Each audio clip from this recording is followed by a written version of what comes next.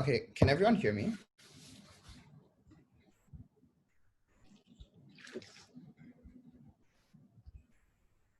Can everyone hear me? Sorry, I didn't hear. Yes. Okay, great.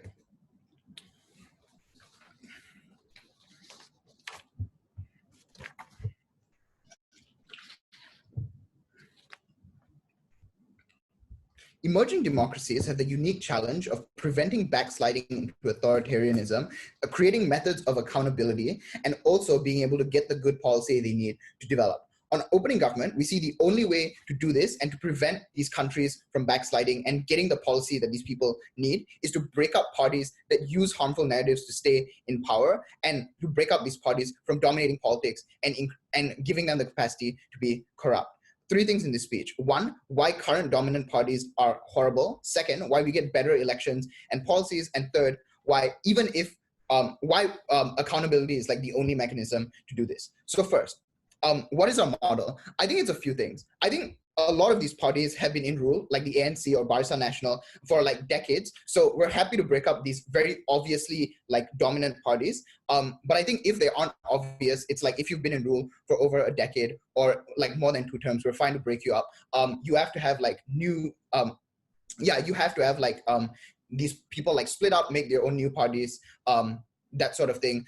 You can't form coalitions before election, so you'd only be able to do that after election in the case where there's no majority. And I think like if they split along like ethnic or religious lines, we're fine with that as well, because you're probably going to get tailoring to those groups. And second, even if this narrative isn't like the best, it's probably going to be better than like fear mongering or like the narrative of like post-colonial resistance that you have currently that is a lot less accountable. Also, there's other methods for accountability. So first, why do we think the dominance right now is horrible? 5 things. One, I think generally all these parties are the same parties that were in power after post-colonial rule. So the ANC, for example, liberated South Africa. Barisan Nasional was responsible for liberating Malaysia. So they're able to use that narrative to secure power and tell people that they are the ones that you're in debt to this party because they helped you secure independence. Second, I think as they distance themselves from that, they use things like experience or like the inexperience of the opposition to fearmonger people into voting for them. So they say like, if you don't vote for us now, we're going to win again next time and we're going to punish you and your district. And second, say like, if you don't vote for us, the opposition is going to screw things up because they've never been in power. I think this like uniquely is harmful because it means that opposition parties don't have like opposition parties, given that they are largely splintered and don't have the ability to make coalitions in the same way because they don't all represent like a broad coalition of interests, means it's very hard for opposition to like combat this. Third, I think they just subvert democracy and are currently backsliding already. So they do things like jail opposition, they stack the Supreme Courts like was done in Malaysia in the 90s, or they like change constitutions and make amendments and also change like election rules in a way that favors that party and politicians. So even if they do corrupt things, they can't get caught or they don't get prosecuted because the jury is stacked to help them. Fourth, they like engage in gerrymandering and election fraud. And 5, I think they largely ignore rural populations and like minorities generally because they can count on them to vote for them, or they just bribe them or things like that without actually giving them policy. So why do we think then this model is going to get, so I think uniquely, this poses like several challenges for emerging democracies, and there's no current way to like fix this because you don't have accountability for these politicians. Why do we think we get that better on our side? I think right now, there is very little impetus to change because these parties are so dominant and they are so likely to win each election. Like even in Malaysia, where you overturned Barisan Nasional for 1 election cycle, they still like found a way to get back into power and like subverted democracy in order to do that. I think you need a new way to like reduce the power of these parties. So how do we think we do this?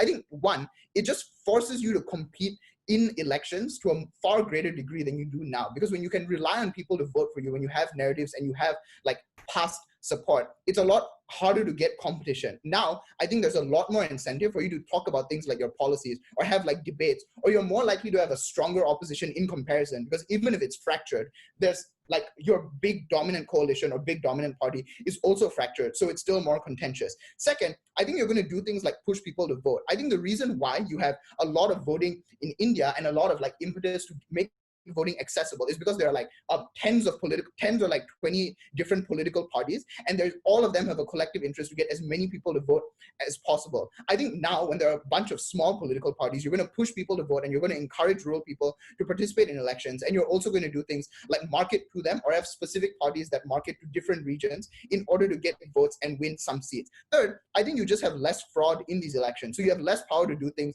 like work with the election commission. You have less power to change like election rules, and even if you do, you can like flip that when your opposition gets into power the next time, and you have less super majority power. You're less likely to get like 2/3 of the seats in order to change things in a way that's permanent, that's hard for opposition to get this change. I think the fact that they have security means that they're largely going to be complacent. I think accountability means the elections are going to be better and more competitive. So how do we also get better policies? I think as a result of how elections change, you're also going to get a greater focus on policies because of the fact that they're contentious. Few reasons why these policies are better. One, you're more likely to get policies tailored to underrepresented groups. Two, I think ethnic minorities now like fall under like this big coalition. So even if you have minority politicians, they don't do anything for them because they aren't a priority. I think three, you get more accountability because you're more likely to vote them out. Fourth, you're going to get less corruption. So politicians are less comfortable using taxpayer money in the ways that like Najib did with 1MDB or the ANC did with the Gupta family. You're more likely to get better policy that helps development. I'll take Xiao. Yeah, if courts have the capacity to stop parties simply because they win elections, can't they also punish them for doing actually illegal things like manipulating elections, bribing people, and so on? I think that's like similar to our impact. So you're conceding a lot of things there. But I think also it's just a lot easier to break up these parties because the method of like accountability is unique to our side. So why do we think this is the only way to do this? I think right now, the way politics work in these countries is harmful because you don't have accountability for these individuals and you don't have an ability, and like there's no other mechanism to get change. So I think one, it's like the policies that you get generally are bad because they're complacent and they don't have to do anything to win seats. I think second is like your ability to succeed as a politician is based on like political dynasties and like being related to the previous prime minister and things like that. So your diplomacy with other countries is also bad because the people who are part of this are like not the best people suited for the job because there isn't fair competition. I think third is they just feel incredibly secure doing like a lot of corrupt things and doing a lot of horrible things because they don't have anyone else to call them out and they have control over a lot of the mechanisms in that country. I think even if like we don't get like the best policies or like competition means that we don't get like long-term policies as much as their side, I think we're happy to have less of this if it means that one, we're going to get better democracy and better capacity to prevent politicians from stealing people and more accountability to secure like these nations and secure democracies and prevent backsliding. Very proud to propose.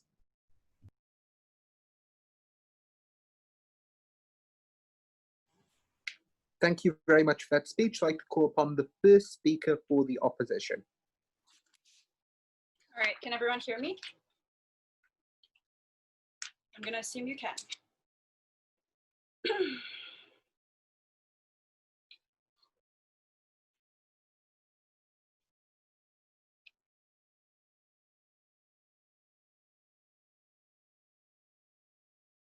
We're going to show how everything that Gov says will happen, like increased electoral competition, frequent changes in power, and lack of a buildup of a loyal voter base, are actually bad things that harm the stability and the development of robust democracy in developing countries and emerging democracies. Our first argument is about how you fuel personality politics and divisive politics. Second, about how you undermine accountability and faith in the legal system. And third, about how you lead to worse policies. I just want to do a bit of rebuttal to this idea that they increase voter participation. I contend that they actually decrease it. They shatter any kind of meaningfulness of the vote at a point at which you tell people that your vote no longer counts very much other than this short 4-term election. People turn up to vote when they see their vote as counting for something more. They turn up to vote when they see themselves as building a future, voting for long-term change. Now they know they're only voting in short-term change, and after this election, the party will be broken up, and what you cared about, what you showed up to vote for, will be completely demolished and rebuilt anew. Second, you decrease voter participation when people can no longer build up a loyal voter base or buy into a particular party and get the party to win over the trust of the people over time, something which takes many years. You can't just do that in a period of 4 years. So you actually decrease turnout, and at that point, if people stop caring about democracy, they stop defending it. If a strongman comes in and starts eroding constitutions and democratic protections, they're more likely to submit to that. That is when you get backsliding. But let's talk about our case, and I'll be integrating rebuttal. First, how you feel personality politics and divisive politics. I posit to you that the biggest threat to emerging democracies is dirty politics played at the election stage, at which point people are more interested in building up cult of personality and making appeals to their family lineage, or making appeals based on their identity or ethnic in-groups and out-groups, rather than actual appeals to good policy. You make that much more likely when you make elections harder to win. In your world, it's harder to build up a loyal voter base and win subsequent elections. I posit that desperate politicians are those that resort to the most dirty and divisive methods. Why?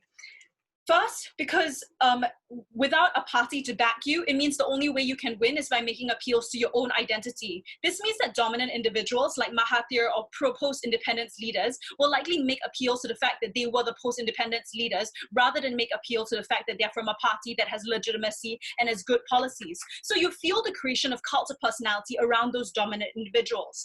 But for people who are not dominant individuals, who are not the Mahathirs or the Fujimoris of the world, you make them more capricious. They then just change their party platform every election based on what voters at that time seem to care about. That often tends to be reactionary. They're more likely to turn towards populism and push to the extremes, make appeals based on ethnic in-groups, like we gotta push out the Chinese for Malaysia, for instance. When you have 10 parties clamoring for one seat, rather than 2 strong parties competing for the same seat, those 10 parties feel a greater need to differentiate themselves, and that's when you get a race to extremist politics. So on both those levels, you get worse kind of politics at the election stage, which leads to worse politics when those people get eventually elected into office. On the comparative, dominant political parties provide an important source of stability and check the worst of election hostilities. They curb the creation of cults of personalities, because party whips literally tell those cults of personalities that might develop that they cannot build the party around their image. They got to build it around the brand. For instance, UMNO, for instance, the ANC, for instance, the PAP in Singapore. I posit to you that these cult of personality prone politicians much prefer to build a party legacy than an individual legacy, which they can do in our world, because it means the policies that they enact will outlast their tenure in office, and people want to see the things they do last a long time in the future. But when you give them no option but to appeal to individual cults of personalities, that's at the point at which they discard any kind of longevity or platform. That's why you get worse and more divisive, more ethnically fractious politics. Second, about how you decrease accountability. First thing under this, you decrease accountability in the courts. I posit to you that those powerful parties that you're so afraid of, like UMNO, like the ANC, are simply like our equivalents in today's world, are just going to stack the courts in their favor. Admittedly, there's a certain cost to doing so. You might get found out and voters will be really mad. But that cost becomes worth it at the point at which it is necessary to stack the courts for your very survival as a political force. It's not just about benefit anymore, it's existential. They'll just put in judges or bribe judges so that they break up the political parties in a way that aligns with their leadership goals and their political goals. So it'll just become a sham sort of a policy that doesn't actually get any of the benefits that you talk about. Gov doesn't give us any way that they check back against this harm. Second of all, people start to see the courts as trampling on their democratic rights. They will say, I wanted this party voting in. Why are you breaking them up? They start to resent the courts and they don't cooperate with them. They don't show up as witnesses, for instance. They protest decisions in the courts that are trying to secure democratic rights. When you weigh this up, this is terrible. We would much prefer a world in which we have a robust court system that does not get stacked and deliberately targeted by dominant political parties than a Gov's world where in the best case, maybe they have more electoral competition. Because I put to you that even if you have a bad legislative system, when you have a good independent judiciary, they can check on the worst abuses. Look at how in Peru, even though they're corrupt people in parliament, courts have hauled them up and charged them with corruption charges. Look at how in Singapore, even though you don't have much electoral competition, courts prevent that lack of electoral competition from translating into abuse of power. Prison is the check and balance on our side. You have none. Second reason why they decrease accountability. But before that, I'll take a QI from CG. So presumably, if your mechanism is we're going to send all the people to jail, and that's a scary mechanism, why wouldn't they just stack the courts on your side as well if they think they're going to be sent to jail? Because it's not necessary. They stack the cards on your side because otherwise they'll be broken up and the entire existence is dissolved. On our side, they stack the cards for, the regular reasons people have to stack the cards, but it's not about the existence of the party anymore. They just have more reason to do it on your side. Okay, how you also undermine accountability. It's much harder now for historical memory or longevity to develop around a party's particular bad track record. I posit to you that after parties are broken up, parties that might have had corruption scandals in the past now can just deflect the blame. Politicians who were formerly in that party say, that was not me, that was the former party, and no one takes responsibility for it. Voters become manipulated and hoodwinked into not holding those individuals accountable for mistakes that happened in the past. I put to you that having dominant parties is actually a really good thing because voters can track scandal after scandal and vote them out. That is what happened to UMNO in Malaysia. After years of corruption, they were voted out because people saw how corrupt they were as a party. When you dissolve parties, you don't get accountability in that way. Finally, on how you lead to worse policies. First, no party can properly develop a platform that is consistent and get voter buy-in into longevity, policies of longevity, simply for the reason that they have no incentive to develop that platform if that platform will be dissolved at the next election. This is terrible because it means that things like housing policy and education policy never get properly developed on your side. We're very proud to oppose.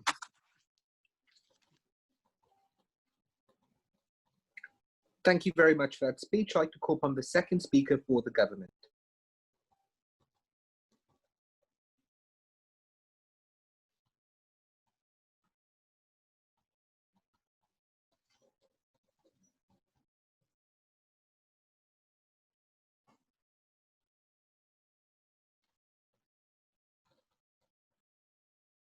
Just a second. Are you able to hear me?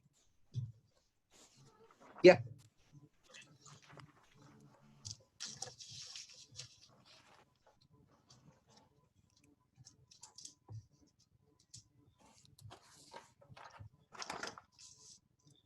I think that opening opposition mistook a lot of the harms that they try to point out of breaking up dominant parties for the actual issues that occur in the status quo with dominant ones. There are many things that if you look on your flow as to the arguments given by the leader of opposition that are pretty symmetric on their side and in fact are quite worse when dominant parties are in power. I want to talk about the four main points I think I got out of opening opposition and my primary responses to them. The first thing that we heard very early on was this idea, this prospect of using courts to hold big parties accountable in specific instances, as opposed to breaking up the big party wholesale. The reason why this will not work is because dominant parties, as Amaar alluded to, pack courts over time with loyalists as they grow in their power and their strength as a party. That's why you need to nip this in the bud early on, as opposed to waiting for the party to gain strength, in which maybe in the first couple of instances on op, you can hold big parties accountable for specific things, but as time goes on and their dominance becomes further entrenched by all of the laundry list of tools that Amaar gave you in terms of how they can consolidate their power by changing election rules, changing constitution because of supermajorities that they have, and the funding and corruption that they're able to benefit from being at the top. Those are the ways in which these individuals are able to undermine the effectiveness of the court over time. So maybe it's a short-term solution, but in the long term, that's going to be incredibly problematic. Secondly, I think the more powerful the party gets wholesale, the more fearful the courts are to go against them because they don't want to be replaced and they're worried about being structurally undermined or discredited as time goes on. I think the second main argument that they give is this idea of how you have decreased turnout with multiple parties, that there's like too many to follow and it becomes difficult for people to vote. Firstly, I think that this consolidation, like political consolidation, occurs up to an equilibrium, right? Like it's not a complete disintegration of parties in which nobody knows who to vote for, because if they're not voting for small parties, then they're not going to be running in elections, and then that filters parties out so that you have like a couple that are remaining that still allow politics to be contentious and people to vote for those parties. So I think you still have pretty competitive elections. But I also think that people aren't dumb. They won't just not vote because they're confused. Party needs to come out to seek out voters. Otherwise, the party ceases to exist. They need to make their appeal to them and actually try to educate voters as to why that they should vote for them. I think the real source of disenchantment, and this is the weighing on this, is that when people feel that the election is predetermined, they feel powerless and they feel like their vote doesn't mean anything at all. This is a much stronger disincentive incentive to voting and engaging in the political process than simply being confused, which I think as societies become more educated over time. Like in the long term, it's far better to have people feel more enfranchised as opposed to less confused on their side of the house. I want to take actually, I'll get through these other 2 points and I'll take a COPOI. I think then there's this idea of appeals to identity, cults of personality that are incredibly harmful. Aside from the fact that this isn't really impacted much, other than trying to say that politicians deflect, this occurs to a large extent in the status quo.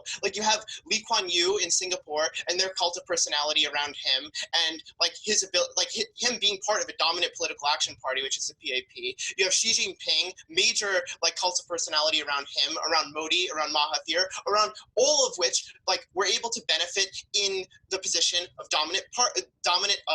being part of a dominant party.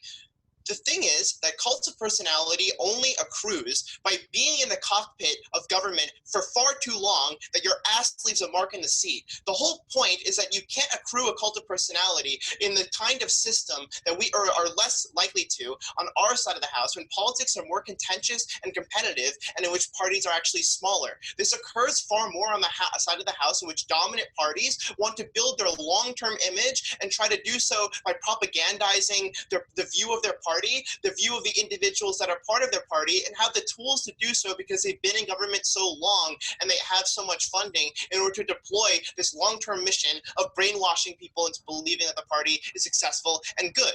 These mentions of deflection on their side of the house, of how they'll just be able to leave the rest of their history in the past, I don't think is true, but I also think is more likely to happen when you lose accountability because dominant political parties consolidate their power through logistical means as part of government, by doing things like gerrymandering, by disenfranchising voters, but I also think occurs post that, in terms of voters no longer feeling like they can actually change elections, not going out to vote, and then having things like voter suppression follow. I'll take a POI from CO.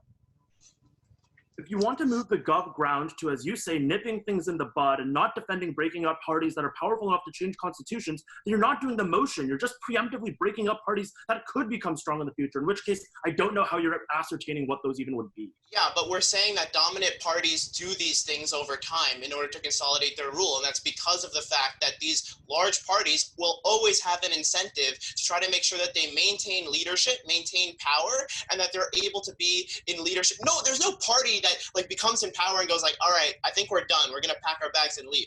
Every political party that's been dominant in the history of the world has sought to have more power going into the future. And if you're able to nitpick individual examples where people were so benevolent, it just rubs against the, I think, general incentives of political parties to want to maintain their leadership. Here's weighing on, I think, what are the three main clashes that you might be adjudicating for the rest of this debate. First is on contentiousness and how there might be more political cacophony on our side of the house. Even if politics becomes more contentious and less government action is taken, we avoid incredibly destructive and unaccountable actions taken by dominant parties that hurt minorities and disregard the well-being of voters. I think accountability is incredibly important, and so far we're getting far more competitiveness on our side of the house when you actually have transfers of power that prevent the corrosive and the ways in which these parties can hurt democracy. Secondly is this idea of getting better leadership on their side of the house. Even if dominant party leadership results in better outcomes for people during their rule, they irrevocably disenfranchise people, which dooms the country's future by removing long-term accountability. This is why generally we prefer democracy to the prospect of a benevolent dictator or philosopher king. So even if they can have it good for the economy for a couple years or a decade or so, then in the long term what they forfeit is their ability to hold government accountable and have democracy. That's incredibly fragile in the context of emerging democracies that don't have a long history of norms, of democratic norms. But then it's long-term versus short-term incentives. I think even if dominant parties have more long-term oriented incentives, they aren't guided by the public interest. That's why you don't want to have Xi Jinping in power just for better economic outcomes when he overtly oppresses Uyghur Muslims. For those reasons, I think it is far better to break up dominant parties before they end democracy. We are very proud to stand on OG.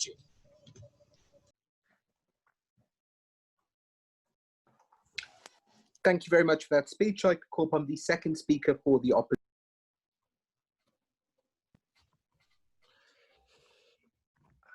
Right.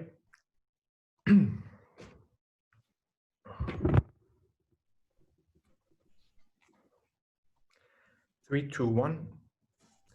I think there are two possible ways to understand the way that these court decisions are going to work. Either there is a legitimate concern that they are in fact going to be effective and that the people that are in power in a dominant party aren't going to be able to get power later on, or these court decisions are going to be superficial and you're going to have a sort of rearrangement of parties in a situation where the same people are able to stay in power. I'm going to show why in both of those outcomes, we are better off under our side of the house. Let's talk about the first outcome where there is a legitimate fear that you are going to be broken up substantially and that you are going to suffer. I think what happens here is that you undermine the stability and independence of the courts in a way that is much worse than any impact on the political process that they can claim under their side of the house. I think the reason this is going to happen is because the party in power is going to want to manipulate courts in order to get a better outcome for itself. The response we hear, and this is the most important point from OG, is that this is bad comparatively, because under our side, if a party is in power for a long time, that they can pack courts with loyalists, and as time goes on, everything happens to their favor. There are two problems with this. First, I think it's important to recognize the subtle distinction between doing things like appointing particular people that might have some political affiliation to you versus literally things like bribing judges, or intimidating witnesses and other state members of the state apparatus to make it less likely that court regulations actually happen. I think the second thing that governments are much more likely to do, for a reason I'll explain in a second, is actually much more harmful because it directly, transparently, and unambiguously undermines trust in the judiciary. That is to say, people are much less likely to participate with the courts or to trust the outcomes of a court decision. And I will posit that this is much worse for an impact I will go in a second. The reason these parties are more likely to do these bad ways of manipulating courts as opposed to the sort of okay ways of just appointing particular people, is that the question of whether they are successful in manipulating courts doesn't just become one of advantage of some preference of maybe I'm a crony and I'm able to steal a little bit of money if this particular court looks the other way, but I have to pay a cost that is the literal cost of bribery, the literal cost that I might be caught and another court is going to put me in prison, or the cost that voters might find out and vote me out. But this cost becomes worth it unambiguously when it is the only thing that can potentially allow me to stay in power, which is why the points that we have been making throughout about why accountability is much more likely under our side are true, because things like bribery and distorting the court apparatus in the first place it's much less likely that the incentive to do these things are going to be worthwhile under our side of the house.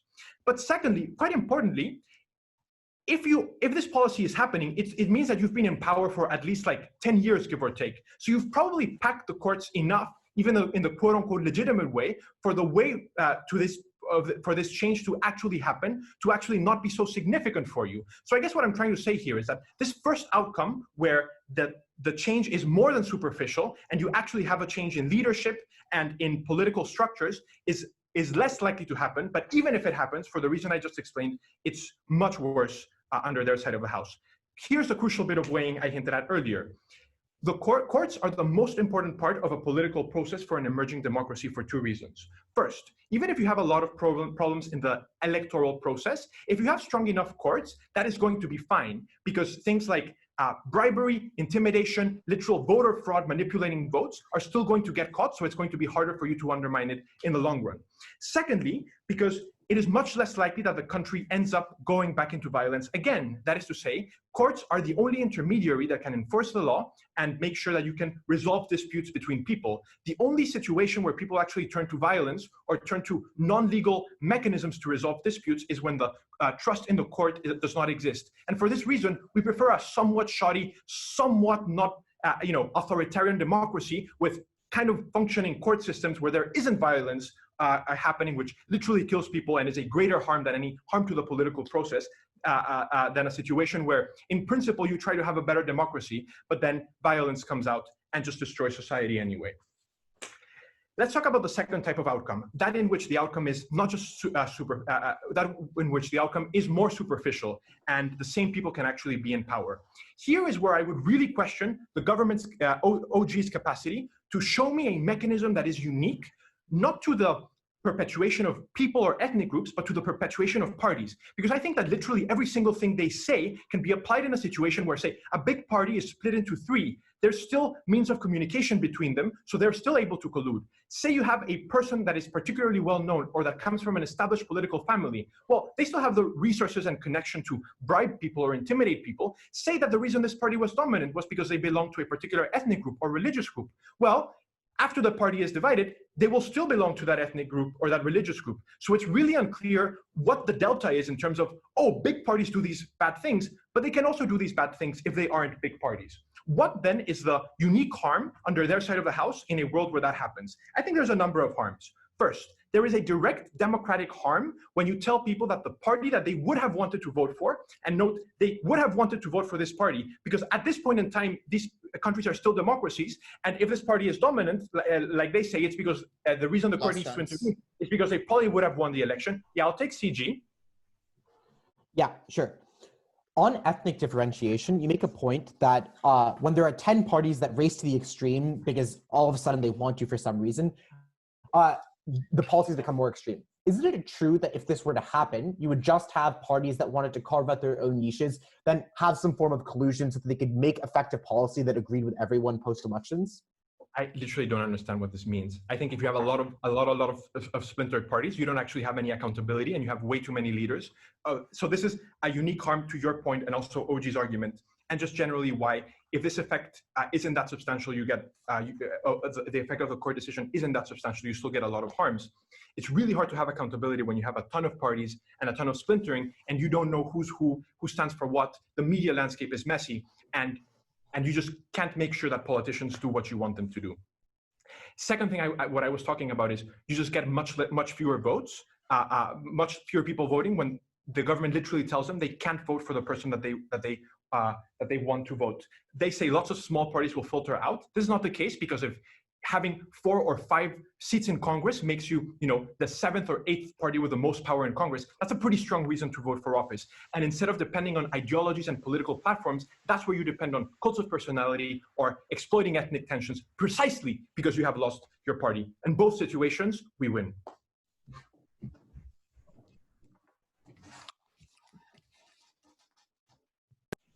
Thank you very much for that speech. I'd like to call upon the third speaker for the government.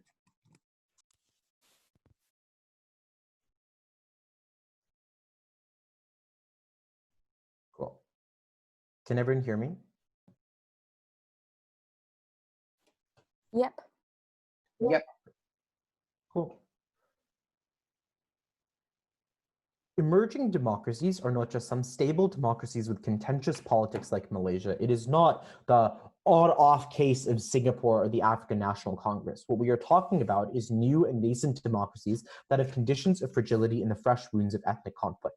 I want to be clear. The vast majority of cases of dominant parties in emerging democracies that we're talking about are not cases where they became dominant by the means of ballot manipulation or insidious rigging or locking out of political opponents. Rather, what we are talking about is the vast majority of emerging democracies with dominant parties having ethnic factions that make up those parties. And I think the reason intuitively is simple. It is genuinely hard to either get to the level where you can lock out your political opponents, and it is also hard to keep up the narratives of independence that work for the occasional country like Singapore or the African National Congress, but don't work for the vast majority of states. What are we talking about? It is Kenya, where the party in power for the last 60 years has rallied around the Kikuyu base. It is Zambia, Mali, and Sudan, where the dominant political parties in a democracy are based off of ethnic nationalism. And I want to be clear, this in and of itself should bend over opening opposition. And it's something that opening government gestures at when they say, minorities are harmed, but they never actually tell you why it's important. In and of itself, this comes over opening opposition's mechanism of why people will vote them out. Because the problem is that opening opposition presumes a benevolence on the part of voters that they just don't have. You see, in the actual world where you have emerging democracies that benefit that distribute the benefits of corruption and ethnic patronage, they do so on the basis of ethnic lines. So they distribute the benefits on the basis of ethnic majorities. These are patronage networks a la Lebanese democracy. And so the consequence is that the people that are voting for these people, that are like keeping them in power, are never going to vote them out because they benefit from it, which also is the reason why they don't just vote people out for stacking the courts, as opening opposition crudely asserts. What are the harms of this? Because opening government does not actually explain any of them. One, it is massive and entrenched inequality, and this is permanent. It is one ethnicity enriching themselves at the expense of the other. And I want to be clear here that even a limited amount of time in dominance is the thing that sets up like this protracted economic engagement over time. It is geographic segregation, where the concentration of the majority in Lagos in Nigeria means that Buhari, when he was president, never cared about the northern regions and just continued to devote economic stimulus funds to the city itself and the ethnic majority. It is that builds up the ability of ethnic majorities to control the economics of a country. And even if you get the presumed benefits of stability that opening opposition says, you do not actually get those benefits distributed to everyone. I think this is genuinely important, because what this means is that it means even in the best case of opening opposition, the society is genuinely so unequal that it is quite literally hard for it to develop. The second harm is the macroeconomic harms. The prioritization of ethnic patronage over the actual like meritocratic leadership of your factories and your mines and your oil pipelines is both A, bad for the economic situations, i.e. you have a ton of economic mismanagement because you put your Kikuyu friend in charge of the diamond mines instead of like, putting someone who is actually smarter and could actually run the stuff. But more importantly, I think this is where it becomes hard for foreign direct investment to enter. Because when you have cronyism that is based on rewarding the ethnic majority over outsiders, not only do you construct barriers to investment, i.e. prohibiting Western firms from investing because you want to make sure your buddies are in charge of everything, but more importantly, Western multinationals don't want to invest in the first place because there is little to no possibility of running their own factories. It is why all the things like corruption are so harmful, because it decreases investment by increasing the cost of doing business.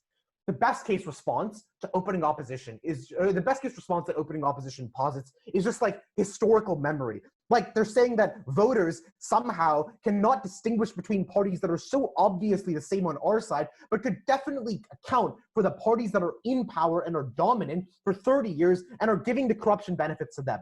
The problem is that this required the incentives of the voters to be aligned with eliminating corruption from the system, which we told you that it's not. And I think this goes further over opening government, because opening government just says corruption is bad, but doesn't actually tell you why corruption is allowed to persist. And the simple reason is as long as you continue to distribute benefits to the members of the ethnic majority, that is your voter base, when you give them the stimulus packages and when you lock other people out of the stimulus packages, that is what actually creates the long-term corruption. And this is a massive harm, right? Like economic stability is the prerequisite to actual stability, which I think is the third harm. What do you get when you have minority groups that are disenfranchised and they think that they can't go through the political sphere because the political sphere isn't a solution because there is one singular dominant party? It is minority groups thinking that violence is the only solution. It is Iraqi Sunni groups that rise up against the dominant Shia parties. It is terrorist organizations like Boko Haram rising up against the Nigerian government. It is riots from bad economic policy and bad economic management when you put your cronies in charge of the factories that mean that thousands and hundreds of thousands of people are out of jobs and unemployed. These are the steepest impacts that opening opposition never solves for, and opening government doesn't even think to address. How do we solve this? One, you choose not to form dominant political parties.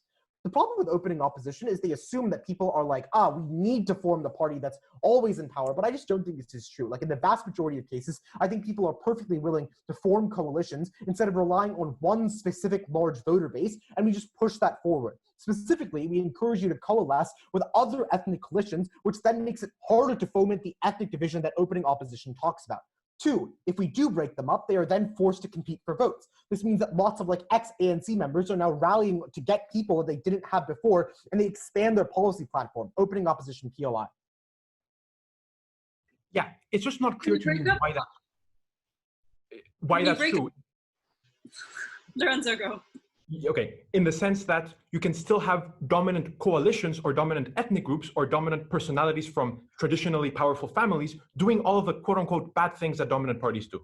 Yeah, sure. So, I mean, break them up. And in that case, I think it's just like the coalition can't be in power for, however long OG said it was. Coalitions reform. And this is even better because it means that you can't just rely on cultivating the same set of people in your voter base. You have to actually make like new allies. You have to join with new parties. You get new coalitions. That seems to be an even better mechanism. If anything, having coalitions, aside from relying on one politically captured institution, makes the vast majority of the sense.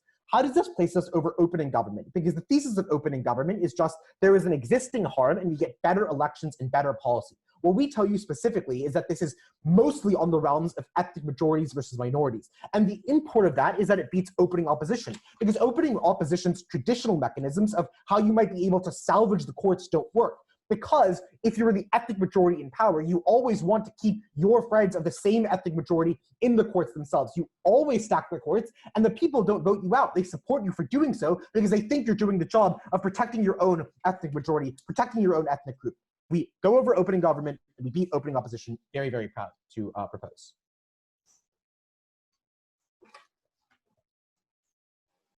Thank you very much for that speech. I'd like to call upon the third speaker for the opposition.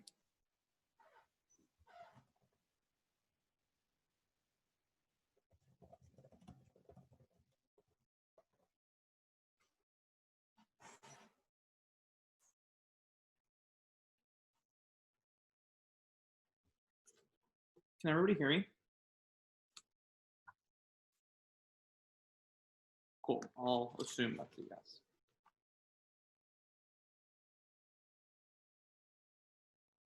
I want to first start out by talking about the kinds of democracies that this debate is actually about, because I think closing government really wishes to have a very specific debate, but it's not the one that the motion is actually setting up, because we aren't talking about new and nascent democracies. We're talking about emerging democracies, and there's a crucial difference, right? So on closing opposition, we're going to bring you a clear conception of what these are. We think broadly, there are three characteristics that make these things up, and then we'll talk about how this engages with the framing at the top of the closing government case. First, we think that they would have elections that are reasonably free and fair. Second, that there are relatively peaceful transfers of power. And third, a judiciary that is relatively independent and can check against the individual political parties and machinations that exist. So why is that so important in interacting with the way that closing government sets up the kinds of democracies that we are talking about in this debate? First, if closing government is to be believed about the kinds of democracies we would be talking about, there is no way in a number of those countries that courts are able to reasonably check against the political parties, which is a presupposition for this motion to ever actually occur, meaning that the change in delta in those specific areas is minimal at best. Right? I think this is hinted at with the POI you hear from opening opposition about the way that the coalitions are still likely going to be able to exist, and all of the harms that are enumerated about large political parties will still exist if they have three different banners that are still coordinating and colluding in order to actually achieve all their actions. But secondly, and I think more interestingly, how can a political party become dominant if they aren't empowered through repeated elections that actually reinforce that cycle? It can't be a democracy that is fundamentally nascent because there's no time for that power to have actually aggregated and accumulated, and there's no way to break up a political party for being dominant before they've actually won the elections and become a dominant party to begin with. So I think that characterization from CG is one that is not part of the debate. That being said, there's a few things I broadly want to address in the closing government case before going to the extension that we're going to bring you on the way that policy broadly changes. Because on closing government, they tell you a couple of things about broadly, things like patronage networks that actually will lead to, when we break those up, will lead to increased FDI and stability. That's broadly the thrust of the kind of case they bring us. Here's the problem. One, the patronage networks will still fundamentally exist. The people who have wealth will still have the wealth, and the wealth will still be linked to the exact same people that it is right now. There's no explanation as to why you need to build your coalition or why you have to win an election underneath one singular banner. Why can't those three banners still share all of that wealth and engage in the exact same way, in the exact same manners of communication? But secondly, there's no explanation for why FDI is likely to enter under this country if there is a delta. And I'll actually talk about this when I bring you our extension of the way that governing would actually exist in the kinds of places that we are talking about. So let's actually get to that right now. So in order for most of these emerging democracies where democracy has been in place for a couple of decades to exist, but you've only had one primary party in power, there's a couple of things that we must note. First, These countries are in a state where they actually need they need development that is not necessarily rapid, but that is more likely to be sustainable. That is, that they need long-term oriented policy that is likely to actually allow change to broadly occur. Why is this so important? Because in a lot of these places, what we actually have to prioritize is making sure that policy is continuous. What no team in this debate has actually talked about is what policy looks like if you have power changing repeatedly every single election cycle, because presumably that's the change that both government teams would want to see, because the problem seems to be lying with these large political parties. So what does it look like when you have splinter parties that actually are in power, or these smaller parties that are in power that are repeatedly changing hands? So first, a description of what these parties are likely to look like. First, many of these parties are likely to be single-issue parties, as occurs in most democracies where you have a large number of parties. I think India is a great example of this, where you have 80 or 90 political parties that are regionally focused, that are oftentimes single-issue parties appealing to a very narrow voter base. Second, we would tell you that a lot of these parties, as teams have alluded to, are likely ethnically or religiously narrow parties. That is, that they appeal to a very small subset and narrow minority within an otherwise heterogeneous nation in order to capture very few seats. And a third but smaller subset of these parties are parties with a wider platform, but one that doesn't generally appeal to that many people because there are the broader parties that already exist. What happens if any of these parties actually gain power? What we tell you is that, first of all, you get legislation that is likely to not actually appeal to the vast majority of people. I think that this is the broadest link into things like voter apathy that opening opposition wants to talk about, but doesn't properly mechanize, which is that, look, if people feel like a party that is representing 10% of the population is able to maintain a parliamentary plurality, then that is a huge problem in terms of actually maintaining faith within the democracy. That's actually the kind of change that you are likely to see on the government side if this change is actually believed to be effectual, which I think is what is required for this debate to actually occur. But secondly, and I think perhaps extremely crucially, what actually forces it to happen is it forces opposition parties to consolidate. That is, that rather than have a bunch of single-issue parties or a bunch of narrow ethnic or religious parties as could occur, it now forces them to consolidate in order to actually beat the party that is maintaining power. Because in the vast majority of these countries, it is not an absolute majority that already exists, but rather a plurality that can be beat by building a coalition. Why is coalition building so important in emerging democracies? We think that rather than trying to get change that does run to one extreme or another, having a few parties that are relatively close to the center and forcing agreement creates coalitions that are actually moving for compromise that allow for meaningful, sustainable development. Change will be incremental because you do have to compromise a lot, and change will be slow. But we think that that's okay because it's a change that is actually proximate to what the majority of people are actually believing in, and one that actually leads to people buying in. I'll take closing. Yeah. So you can Go ahead. So your first response was to say that everyone will still be a part of the majority party, and then your entire substantive is an explanation about why small parties will be single issue, will specify to specific religions, and will specify to narrow parts of the population. Sure. So I gave two pieces of analysis on two different groups of people because debate requires us to engage with everybody. So as I explained in the substantive, the majority or the party in power is likely not a majority, but representing a plurality of the population. We would say that for those people who are parts of those parties, things don't really change if we were to buy the conception that they're still able to communicate via patronage networks. I think the more important conception in the round is the way the opposition changes. That is, if 40% of people are represented by the dominant party, the way that the behavior of the other 60% changes in order for them to actually get compromised to create meaningful contested elections. I think that is what actually really changes on our side of the house. But secondarily, I think that even within the actual dominant party, we give you actual reasons as to why having them maintain power via keeping larger coalitions forces things like compromise and creates continuous policy that leads to sustainable development, which is much better for these countries, that allows them to avoid things like dangerous recessionary cycles or backsliding that everybody alludes to as a dangerous harm. We're extremely proud to oppose.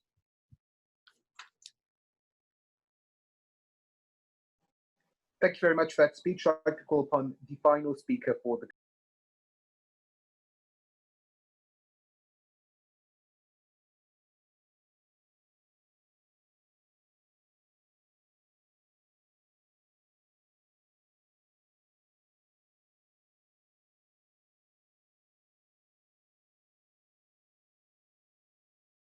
Hello, am I? Yes. Hello, am I? Taylor, you're breaking up. Hello? Can people hear me? Am I breaking up or am I Yes. clear? I'm clear? I'm clear? Is that okay? Yes, you're fine now. All right. Excellent. Starting in 6, 5, 4, 3, 2, 1. The power of ethnic monopolies in not new but emerging democracies are that they are the hypocrites who rip the hopes of ethnic, religious, geographic minorities because minority representation becomes pale and meaningless when their tribal land gets no public investment. The post-conflict societies we're talking about are still places where the conflict wounds remain fresh, where minorities are still suspect of the ethnic majorities, and a lack of representation will be the straw that breaks the camel's back. That is why we win in this debate. I'm going to talk about two things in this speech.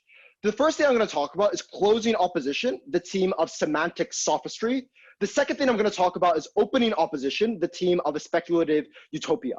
Firstly, on closing opposition, the team of semantic sophistry, because the entirety of their rebuttal, or at least the brunt of it, was a semantic claim that we were not talking about brand new democracies, we're talking about emerging democracies. Aside from the fact that this is literally based on a definition that is deeply unclear and hasn't been defined yet through the debate, I think we could probably be safe to assume a broad majority of these kinds of new-ish democracies. But the second thing to note is that the kinds of democracies we're talking about, like Kenya, Namibia, these places with ethnic monopolies are not infant democracies. These are places with 60 years of democracies. You could be emerging and simultaneously unstable. You could be emerging and still discriminatory against other ethnic minorities. You could be emerging and still have quote unquote free and fair elections and like a fair judiciary, but still have the kinds of structural ethnic monopolies that Aditya tells you are present and are actually the broad majority of dominant ethnic parties in these particular places. That was the reason why the framing did not really, their attempt to reframe the round did not really make any sense. The second response to our extension was that we do not solve anything because if you break up the ethnic minority, the majority, they will simply want to all collude with each other again, which means that you'll still have a coalition of the ethnic majority.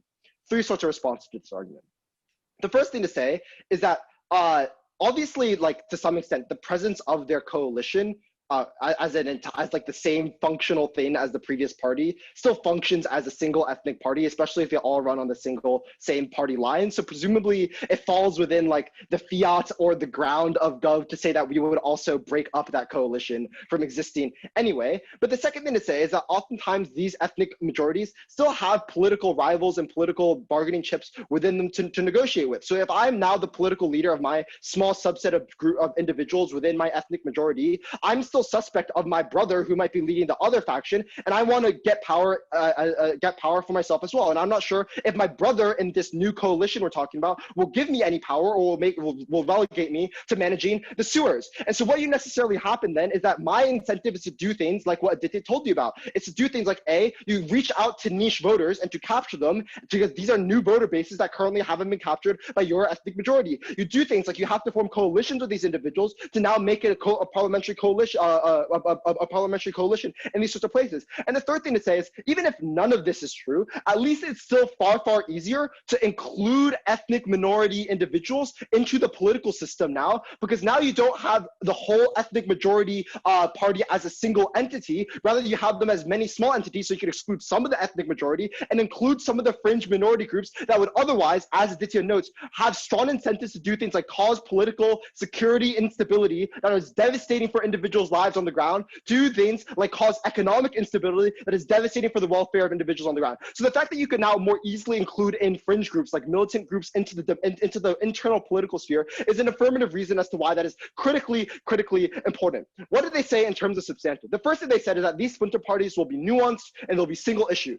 Correct. That is precisely why they will appeal to non-traditional voters like niche ethnic minorities and will appeal to them to try to activate them as their voter base. This is for the precise warrant that we were going for anyway. It's unclear why that incentive is largely different under their styles. The second thing they say is that now the legislation will be ridiculous and not appealing because it's made by a group with a party with only 10% of the population. But obviously within coalitions, like all of the parties have input and you reach compromises. Like you see the vast majority of coalition governments around the world, like the the UK, like France, and these places also have, you know, the ability to make legislation that is largely like bought into by the Democratic Republic. That was the reason why the CO extension was largely irrelevant and largely fed into the precise characterization that Aditya tells you and the massive impacts that he delineates in terms of stability and inequality that far extend beyond opening government's nebulous democracy claim, which never materializes into a specific harm, and crucially, never notes the largest impacts of this particular policy in places where there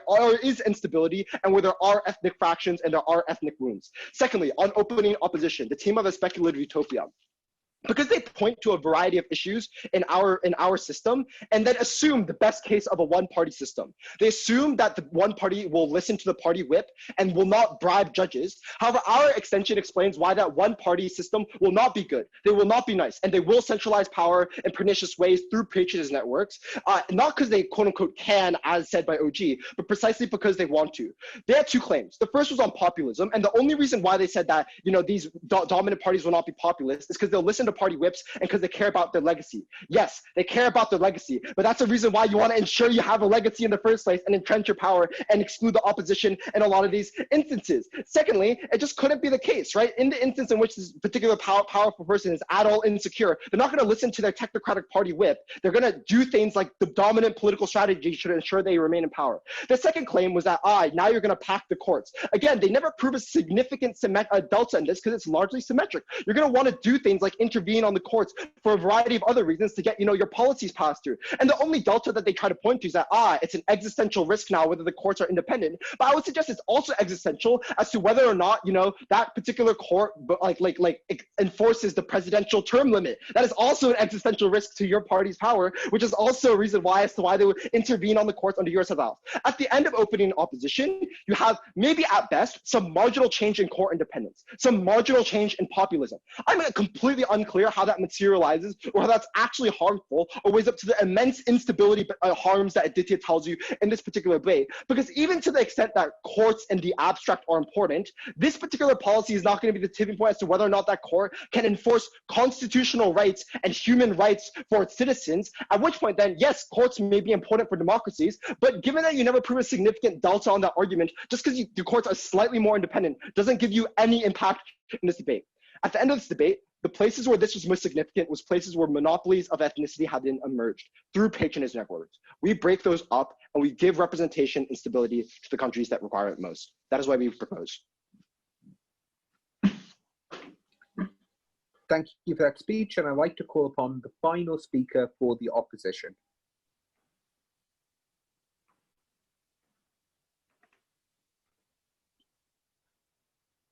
Can everyone hear me? That's yes. Yep.